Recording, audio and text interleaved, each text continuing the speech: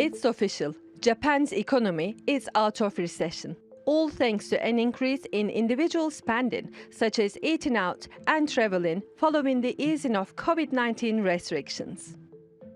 According to new data released this week, Japan's GDP grew 1.6% in the first quarter compared to the previous quarter. The first quarter GDP figures were much larger than economists' median estimate of 0.7. This also marks the economy's first expansion in 3 quarters. But the world's third largest economy hasn't completely recovered yet. Experts say the country's future is still unclear due to global economic slowdown. And the weak overseas demand has significantly affected the country's export-reliant economy. Now, new Bank of Japan Governor Kozo Ueda is expected to make changes in policies to get inflation down to 2% from 3%. The basic plan for monetary policy is to tenaciously continue monetary easing while responding flexibly to economic, price and financial conditions in order to aim for our 2% price stability target in a sustainable and stable manner, accompanied by wage increases. But experts suggest that the latest positive reading for the Japanese economy might trigger snap elections, as a better-than-expected economic growth will give Prime Minister Fumio Kishida's approval ratings an additional lift and potentially lead to an election victory. Tulay Kalyon Haznedaroglu, TRT World.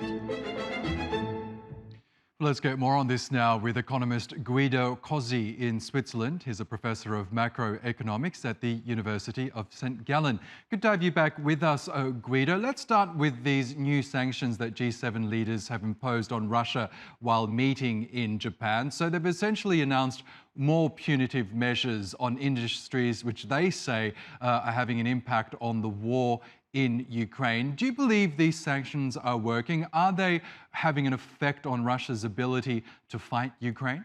Certainly it will have a marginal effect. However, these sanctions increase the punishment that was already there through tariffs, for example, up to 35% on those goods. So, and also G7 does not represent the whole world. So the sanctions are useful, every little helps. However, if markets can reallocate the supplies, it may end up with building up more inflationary pressures on the West and deflationary pressures in China. Let's look at Japan's economy now. The latest GDP figures, as we heard there, really showed and surprised analysts taking the economy out of recession. In some cases, the latest GDP figures more than doubled what was actually forecast by many analysts. Tell us more about what was behind this recovery, and do you believe it's sustainable? Well, in a way, it is a deja vu of what we have seen already in the West, the pent-up demand that restarted. So people are happy now that there are no restrictions anymore, so they are buying more. Also, something that I would say alarmingly similar is the ultra-accommodative monetary policy stance. Because if we see, for example, money supply in Japan, it has been massively increasing in the recent times, and the real interest rate, the difference between the nominal and inflation, is badly negative at the moment. So it is a temporarily nice situation, but I think Governor Ueda is right, preparing the country for some monetary tightening. Japan, as we know, is a major exporter of things like auto products, cars, trucks and the like, as well as tech products. But because of emerging signs of a slowdown in its key markets in Europe, the US and China, do you believe that might have an impact on Japan's recovery going forward? Clearly, these goods are at the high end of the value chain. So if countries like the United States or Europe enter recession, clearly their imports for the Japanese goods will also decline.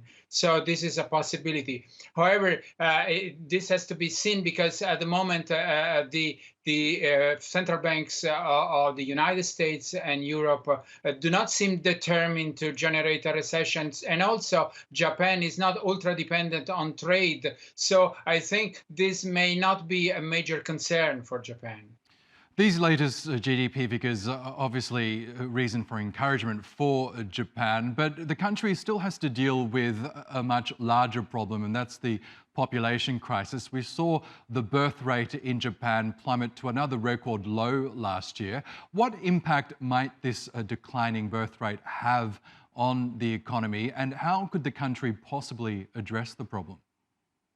Clearly, with the replacement ratio strongly below, with a fertility ratio strongly below the replacement ratio, the sustainability of pensions, for example, becomes critical. However, the government is aware of that, and now they are pushing for better childcare measures that will help families to choose this expensive activity of having children, because in Japan it is extremely expensive. Actually, it is more expensive than in the rest of the world to raise a child. So it is important for the government to support families and guarantee that childcare is enough to rejuvenate the population, increase the labor force. Otherwise, they will have to rely either on migration or artificial intelligence or robotics. But this is not the same thing.